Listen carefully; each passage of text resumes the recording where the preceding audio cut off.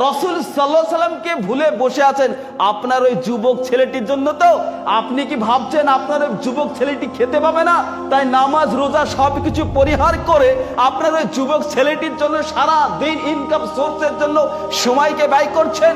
আল্লাহি, আল্লাহর কসম, ওয়াল্লাহি, আল্লাহর কসম, মৃত্যুর 2 থেকে 3 ঘন্টার পরে আপনার ওই জানের জান প্রিয় পুত্রটা কবরে পুঁতে দিবে।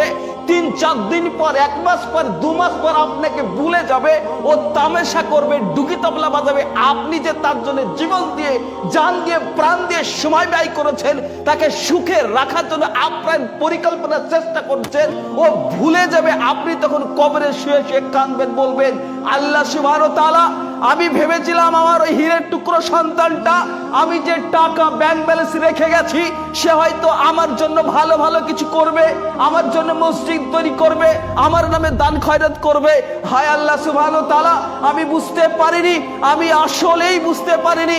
এখন আমি বুঝতে পারছি, ওর জন্য সমস্ত ইবাদতকে পরিহার করে যে সময় আমি নষ্ট করেছি, আজ আমার উপরে যে নির্মম অত্যাচার চলছে, আমার উপরে যে জাহান্নামের আগুন দিয়ে আমাকে উত্তাপ দেওয়া হচ্ছে, আমাকে যে কষ্ট দেওয়া হচ্ছে, আল্লাহ সুবহানাহু ওয়া তাআলা আমাকে একবার পাঠানো হোক, হয়তো আমি পৃথিবীর সমস্ত বাজে কাজকে পরিহার করে, সন্তানের চিন্তা ভাবনা পরিহার করে আমি সারাটা জীবন ইবাদত করব, ভালো কাজ করে ফিরে আসবো।